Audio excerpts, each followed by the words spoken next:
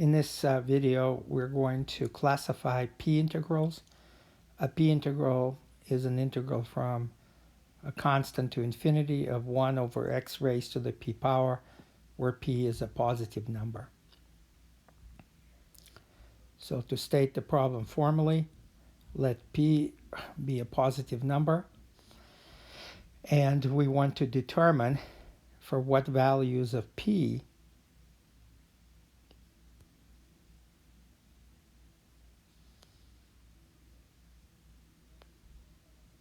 will the integral from 1 to infinity of 1 over x to the p converge,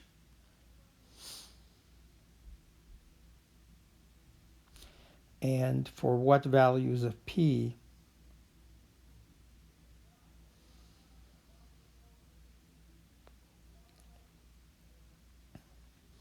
will the integral from 1 to infinity 1 over x to the p diverge.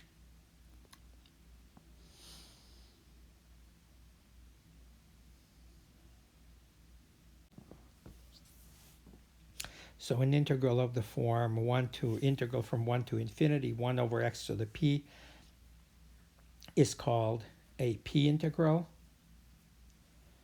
It doesn't have to, the lower bound doesn't have to be 1, it could be any positive number. So we're going to let's look at the case p equal to 1. We already did it in an earlier video, but just to review, improper integral is from 1 to infinity of 1 over x dx.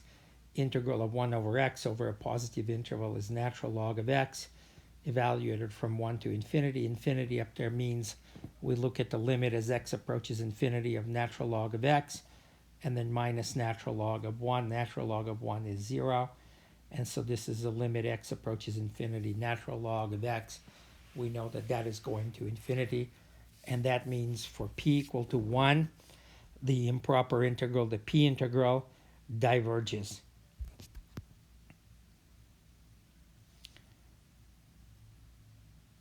So the next case we're going to look at is what if p is less than 1 and greater than 0. So for example, 1/3, 3/4, and so on.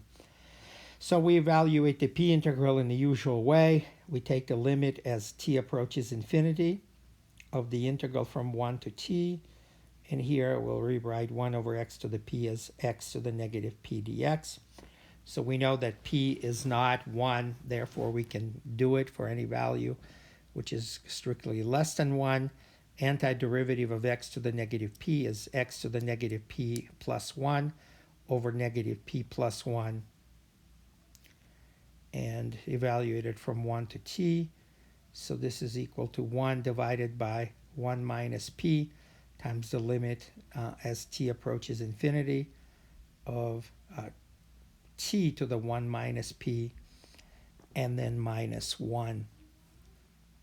So since 1 minus p is positive, because p is less than 1, this will go to positive infinity. The limit is going to be positive infinity. Again, the reason is because 1 minus p is positive, and so t to the 1 minus p in the numerator is t is raised to the positive power, and then once we have t approaches infinity, raised to any power whatsoever, as long as it's positive, that will go to infinity. Subtracting 1, multiplying by a constant, is not going to do anything. So the constant is also positive. And now we want to look at the last case, p is greater than 1. So again, we use the formal definition of improper integrals. This is limit as t approaches infinity, integral from 1 to t of x to the negative p dx. Once again, the antiderivative of that is x to the negative p plus 1 over negative p plus 1.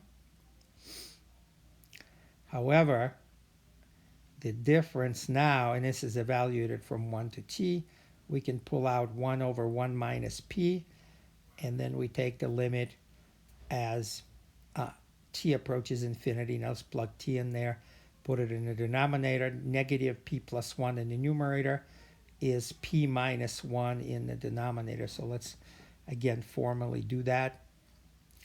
This is equal to 1 divided by 1 minus p times the limit as t approaches infinity. And so 1 minus p exponent in the numerator is p minus 1 in the denominator, and then we plug in t for x, and then when we plug in 1 for x, it's just 1. Here we note that in the denominator we have t to the p minus 1, but p minus 1 is positive. Therefore, 1 over t to the p minus 1 will go to 0, leaving us with 1 divided by 1 minus p times negative 1, which is 1 over p minus 1. So again, the reason why that limit of the t term goes to 0 is because p minus 1 is positive, and the limit as t goes to infinity of 1 over t to the p minus 1. And so hence, the improper integral from 1 to infinity of 1 over x to the p dx diverges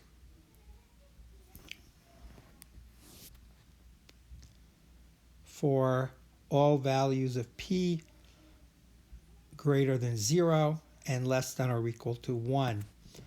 And improper integral from 1 to infinity of 1 over x to the p dx converges, and we know what it converges to. It converges to 1 divided by p minus 1, and that is for all p, all values of p greater than 1.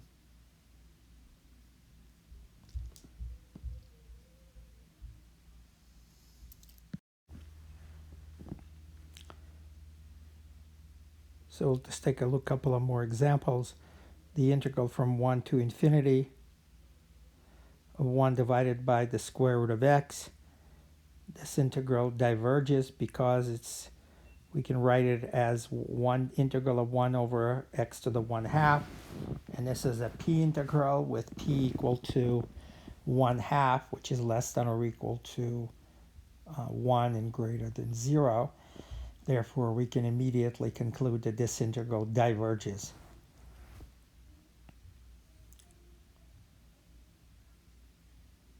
And the integral from 1 to infinity, 1 divided by x to the 12th. We know that this integral converges